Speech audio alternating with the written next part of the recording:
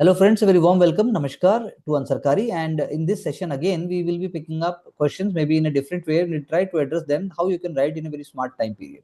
Already we are writing them in 10 minutes, but our goal in the examination is to write between 5 to 6 minutes at max, because here we are trying to give our best, and that too also in a relaxed mind. And when we accelerate it, we will make sure that we are not breaking down in between. That is why we are not focusing on time much, but we are focusing on so many other elements which we want to learn as quickly as possible without wasting time, because we are working on different subjects in a different way. So ये question हमने directly कभी ऐसे address नहीं किया, हमने different तरीके से किया. Let's see how we can write that. How did Sardar Vallabh Bhai Patel succeeded in avoiding the evil consequences of doctrine of lapse of paramountcy in integrating principal states of India. तो question अलग तरीके से पुट अप हुआ, facts अलग होते हैं. तो Sardar Vallabh Patel, the iron man of India, learned the steps not to be taken with British policies of balkanization of Indian state during colonial rule. He adopted the pseudo integration policy post 1987. Okay. अब pseudo integration policy ये थोड़ा सा मतलब So in the ये थोड़ा सा context of मतलब कि he took opposite measures जो ब्रिटिश रूल के टाइम पीरियड पे this एग्रीड, लेकिन सूडो बोलने से हमने उसको नकली बोल दिया, तो वो थोड़ा सा it can we have to be very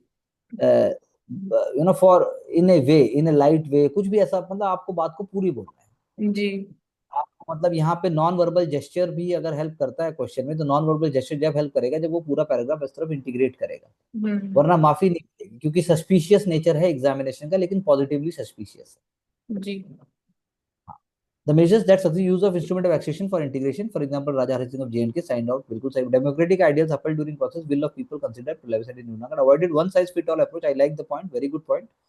Strategic use of military in a balanced way, very good. Consultative decisions along with women. So answer भारी नहीं है, लाइट है, फास्ट है, क्विक है, 7-8 मिनट में लिखा जा सकता है. Dignity, security and fundamental rights of people. So I think 1 litre good. No worries. Blueprint for the जो भी पूरा हमने बताया ठीक है. Blueprint for the world to actualise unison with argument of all. I think fair enough, not a problem. क्योंकि सारे answer लगातार पढ़े जाएंगे, 20 आंसर लगातार पढ़े जाएंगे. आपसे पहले किसी की कॉपी होगी, आपके बाद किसी की कॉपी होगी, तो उस कॉन्टेक्स्ट में हमें देखना है. Examine the causes and nature of extremism in Indian politics in the early part of the present century, यानी 20वीं शताब्दी की बात कर रहे हैं. तो extremism in politics in the early 20th century was emergence of different ideologies which believed to achieve freedom more quickly than others. The nature of means differed. तो आपने more quickly आपने कहा, लेकिन they were more impatient with the British rule because they could see it is an evil rule. यानी कि आप ये कह सकते हो कि quickly नहीं, they understood the nature of the British rule more quicker. That is why they were ready. They were so confident that they were ready to take other measures also. They were not ready to tolerate it. गर्मी है खून, ऐसा करके ना थोड़ा सा हो जाता. Seat sold by British, divisive rule to break the solidity of India, for example partition of Bengal. बिल्कुल सही बात है. उससे पहले आप रिवोल्ट ऑफ 1857 कह लीजिए, क्योंकि वीर सावरकर साहब ने तो जो किताबें लिख दी थी, India first war of independence, तो वहीं से बीज आ गए. बिल्कुल आपने जो दूसरा पॉइंट लिखा उसमें आपको सावरकर साहब की किताब का नाम लिखना चाहिए था. The attitude of questioning by different section of society to meet the needs which differed from each other, tribals, extreme. I think wonderful point. 3 number point is amazing, and you could have written कैसे middle class को भी पता लग गया था through vernacular writings. कविताएं थी, शिवाजी हैं, समुद्रगुप्त है. तो हमारे पास भी बहुत बड़ा इतिहास रहा है, उसको आप कब तक दबाओगे, कब तक कुछ लोगे, समझे. तो वो वाला एलिमेंट भी एक आना चाहिए. नेचर ऑफ एक्सिज्म, bombing to send message to central assembly 1929, revolutionary plan, looting of wealth. बिल्कुल इसको स्वदेशी डकैती कहिए. स्वदेशी डकैती एक वर्ड होता है. आप स्वदेशी डकैती वर्ड डालिए, नंबर आएंगे. आप कहिए कि बॉम्बिंग तो ठीक है, सिंबॉलिक बॉम्बिंग भी थी, act in foreign land. I think all points are well written, structure is coming up very well, and it was a melting pot of several ideologies that bound to move towards the single goal of complete independence for India. The extremism was thus justified and valid given the scale and operation and repression entered by the British. I think not a problem. On track, we are moving on. We'll continue to move. What do you understand by drain of wealth during the British rule? Examines its effects on Indian economy. I have specifically put up this question to cross-check that when we are writing even economic options, suppose separately, then how much different we can put it. Because it is very important. We have to write continuously examination. And when we write, we think we have written the best, and then later on we can't recall हमने क्या लिखा, फिर बाद में हम नाराज होते हैं यार हमारे नंबर कम आए. उससे अगर बचने का कुछ चांस है तो देखते हैं कैसे है.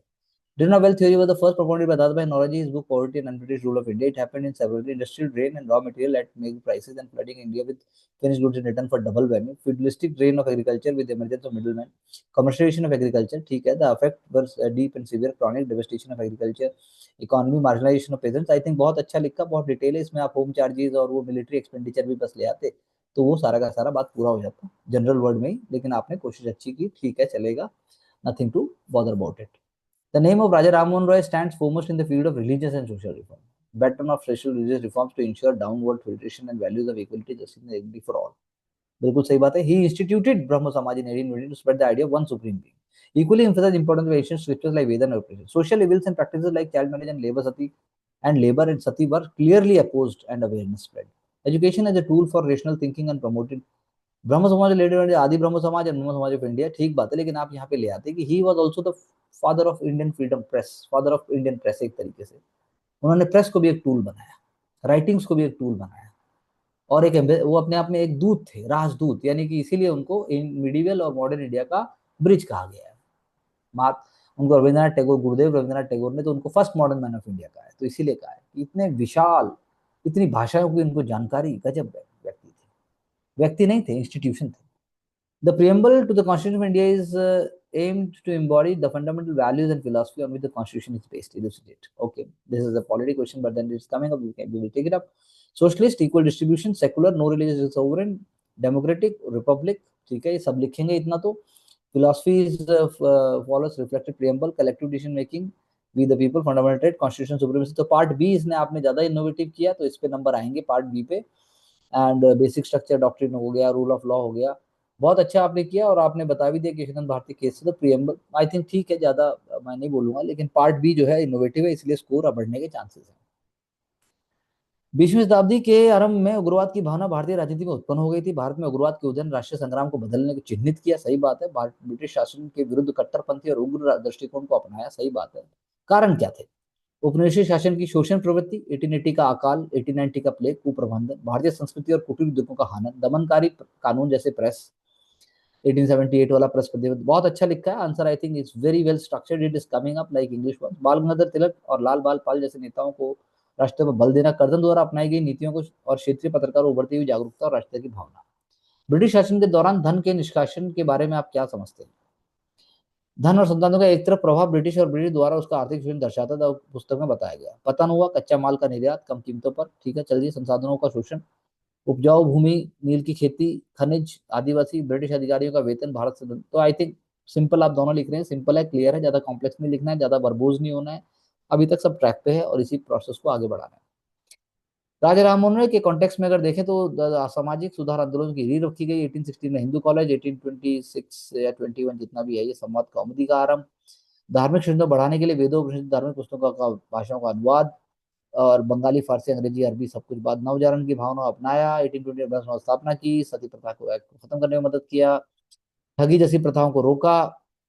ठगी जैसी प्रथाओं को रोका, उन्होंने क्या रोका था? ठगी तो बल्कि ब्रिटिश ने डिपार्टमेंट बनाया था, तो उनमें इनका रोल नहीं था. जाति व्यवस्था का विरोध किया. एक पॉइंट जो दोनों जगह मिसिंग मुझे लगा कि उन्होंने जो है ना, सबसे पहले पॉलिटिकल अवेयरनेस के लिए भी उन्होंने बंग भाषा प्रकाशनी सभा बनाई थी. ये उन्होंने पॉलिटिकल, जैसे हम बाद में कांग्रेस की बात करते हैं, तो ऐसी बंग भाषा प्रकाशनी सभा थी एक. मैं अगर गलत नहीं बोल रहा हूँ, बंग भाषा प्रकाशनी सभा ही है मेरे हिसाब से. तो उन्होंने बनाई छोटी सी बॉडी, एक पॉलिटिकल, उसका पॉलिटिकल अवेयरनेस और पॉलिटिकल एटीट्यूड था उसका. भारतीय संविधान को प्रस्तावना में कहा, संविधान की कुंजी कहा गया है. संविधान ठीक है, स्वतंत्रता, न्याय, बंधुत्व, समानता. और उसके बाद आपने बताया संप्रो, समाजवादी, धर्मनिरपेक्ष. इसी कारण प्रस्तावना का आरंभ हम भारत के लोग से आरंभ होता है. आपने बहुत ज्यादा कोशिश नहीं की, लेकिन जो इंग्लिश में आंसर था वो फार बेटर था as far as polity answer is concern. So that's all what we can say. So Mansi, what do you say? You can share your point. To balance my answer by bringing innovative ideas, so that adds value. So थोड़ा वो, और जो nitty-gritties जैसे जो interesting या फिर common factual points नहीं है, उन पे फोकस करना है. मतलब I will write them down. Common तो देखो लाना ही है. कॉमन आप कॉन्फिडेंस रखो कि सभी लाएंगे. हाँ, तो जगह इनोवेटिव. उतनी है, समय उतना ही है, तो कॉमन भी लाना है कैसे भी कैसे करके, लेकिन अपने हाँ आप को अलग भी दिखाना जी. है. यही है बात. हम्म. दिव्या. सर फैक्ट्स भी लाने हैं, और इंग्लिश वाले आंसर में जिस तरह के अप्रोच है सर, वो भी लेकर हाँ आने बिल्कुल. हैं. अप्रोच अगर हम पहले के आंसर्स को देखें, पहले के आंसर भी सही थे, जी लेकिन अब के आंसर्स में अप्रोच इवॉल्व हुई है. टाइम थोड़ा कम लग रहा होगा, क्लैरिटी बढ़ रही होगी, जी कॉन्फिडेंस बढ़ रहा होगा, लाइट हार्टेड वे से कर रहे होगे. वही 5 क्वेश्चन करने में अब कम समय लग रहा होगा. यही हमारे जिसे हैं कहेंगे हम पैरामीटर्स हैं, जो ऑनेस्टी और इंटीग्रिटी के साथ सक्सेस की तरफ पहुंचाएंगे. I again believe it is better late than never. Always one has to learn and to devote oneself. There is no shortcut. only shortcut is that you must know what is the way to do it, and that is the only shortcut.